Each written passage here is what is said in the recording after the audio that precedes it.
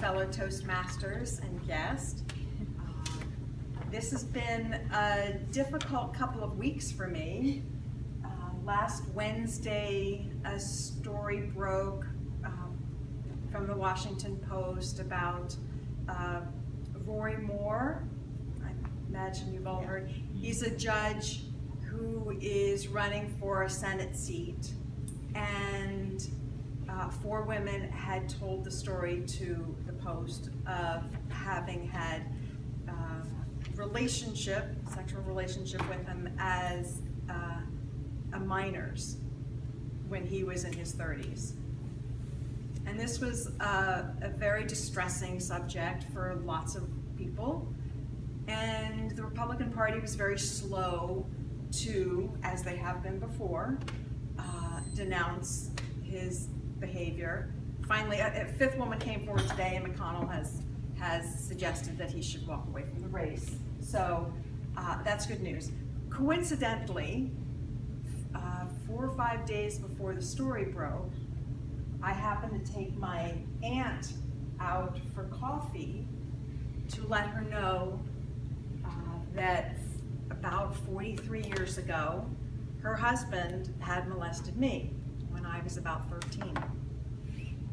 And you ask, why now?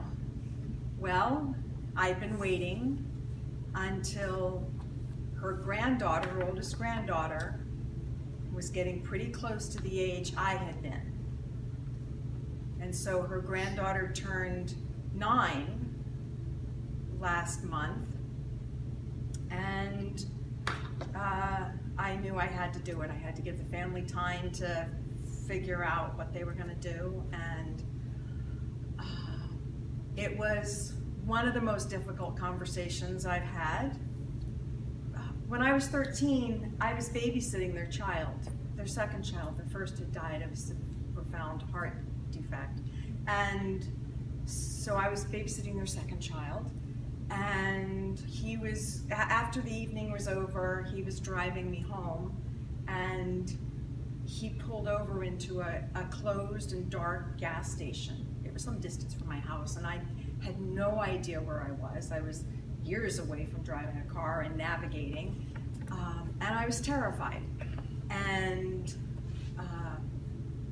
I think I couldn't flee the car because I didn't know where to go, and I just put up with it and hoped it would end quickly. And so, because he knew people were going to be expecting us, it took me home. And then a few months later, I encountered him at another family gathering, and he suggested that we take a walk. And my dad said, yeah, go get some fresh air. So I couldn't really decline. My dad innocently, had no idea. And so, but this time I knew where I was.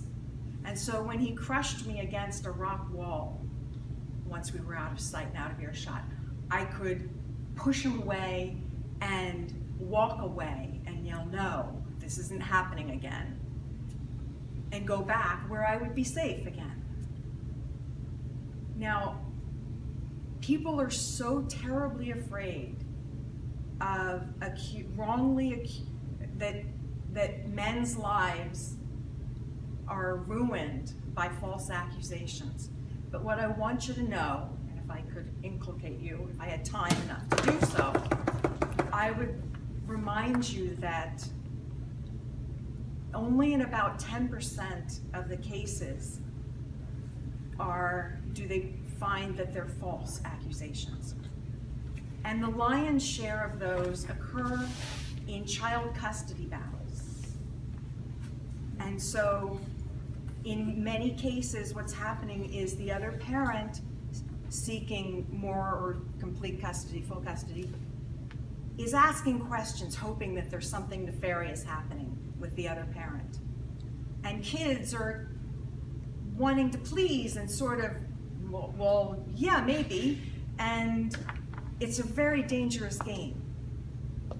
But so once you take away those adult planted ideas, you're left with false accusation rate of 1%. Because kids don't make this up. It's very rare. So remember that when people are so cautious about protecting the life of an adult, that the accused, if it was an announcement that came from the child, particularly if there's a second child that comes forward and corroborates the story independently, the chances drop to close to zero. Now, no one prosecutes these cases. They're impossible to prosecute. And the statute of limitations in Virginia is 2 years after you reach adulthood, and in DC it's 3 years, and in Maryland it's kind of 7 years. And you don't know how long it's going to take for somebody to report the story. I did tell my stepmother when I was 16, when my next youngest sister was about to turn 13. And I said, promise me, to my stepmother, that you will never let any of my sisters or cousins be alone with him. And she honored her promise, but she'd obviously never confronted my aunt. And she may have confronted my uncle, we don't know. My stepmother died a few years ago. But I knew it was my job to protect the grandchildren, the next generation.